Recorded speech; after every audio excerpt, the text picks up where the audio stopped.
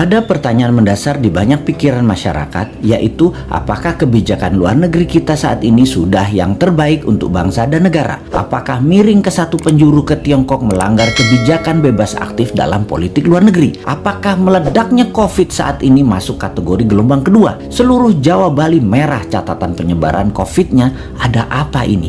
Apakah karena 2 juta orang mudik lebaran kemarin? Atau ada tangan globalis yang masuk? Menjawab pertanyaan sederhana ini akan menjawab pantaskah jabatan 3 kali dilakukan dengan merubah atau mengamandemen Undang-Undang Dasar. Banyak yang mendukung jabatan 3 kali beliau karena merasa manfaat kehadiran beliau di jabatan tersebut. Namun, partai politik yang masing-masing sudah punya putra mahkota ingin juga sang putra atau putri mahkota menjadi orang nomor 1 atau nomor 2 di Indonesia. Strateginya adalah dukung 3 kali dengan syarat putra mahkota atau putri mahkota jadi orang nomor 2-nya. Kalau tidak, mereka tidak akan mendukung. Tetapi New Mind percaya diri. Walau diubah di amandemen Undang-Undang Dasar tersebut, jadi boleh jabatan presiden 3 kali dan incumbent melaju mencalonkan untuk ketiga kalinya, maka ini menjadi perjuangan menarik antara old mind incumbent versus new mind. Perjuangan melawan yang terbaik adalah kompetisi yang paling menantang. Rasanya kalau ini terjadi, boleh 3 kali pasangan Pak Jokowi Prabowo atau Jokowi Puan adalah posisi incumbent. Dan New Mind dengan PD-nya akan mengatakan, saya lawan, saya maju, saya berminat untuk mengalahkan Old Mind. New Mind posisinya pasti tidak akan ke obor Tiongkok, tidak ke B3W-nya G7. Semua diakomodir, tapi kecil aja, secukupnya. Namun yang mayoritas adalah kekuatan bangsa sendiri. Kekuatan bangsa sendiri artinya sejarah berhutang panjang oleh pakar ekonomi kelas dunia katanya akan berakhir. Produk dalam negeri, domestic direct investment, dan kebijakan produk pengganti impor,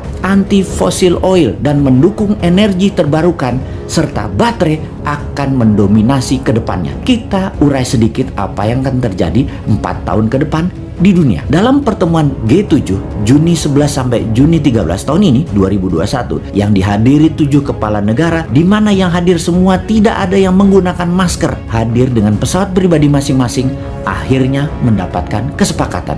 Kesepakatannya menarik dan media Indonesia untuk hal ini tidak digembar-gemborkan karena memang anti atau beda dengan kebijakan pemerintah saat ini yang miring jelas ke satu sisi, di mana di banyak negara ASEAN tidak terlalu miring ke satu sisi, tetapi tetap main 2 sisi, tetap main 2 kaki. Blok Barat dan Blok Tiongkok diakomodir.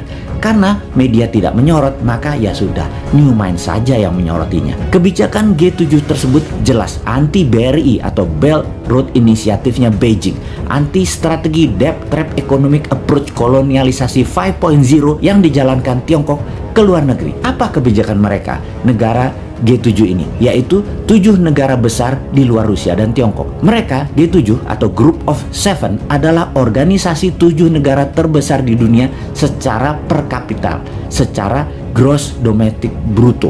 Negara-negara ini adalah Kanada, Prancis, Jerman, Italia, Jepang, Inggris, dan Amerika Serikat. G7 menyumbang hampir 60% dari kekayaan bersih global atau sekitar 317 triliun dolar. 42 sampai 46% dari produk domestik bruto atau PDB global dunia. Sebagian besar anggota adalah kekuatan besar dalam urusan global dan memelihara hubungan ekonomi, militer, dan diplomatik secara erat dan saling ikat. Pertemuan di kota kecil Cornwall, Inggris ini melahirkan B3W yang artinya Build Back Better World, yaitu dengan menganggarkan dana sebesar 43 triliun dolar atau 10 kali dari anggaran obor Tiongkok yang nilainya 4,7 triliun dolar yang hanya untuk membiayai produk negara mereka sendiri yang produk akhirnya dipasangkan di negara koloninya. Yang menarik adalah B3W akan membangun negara kedua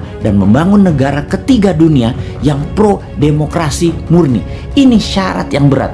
Berat sekali bagi negara yang mau membangun negaranya bergabung dengan B3W ini. Mudah-mudahan Indonesia termasuk kategori negara demokrasi murni ya.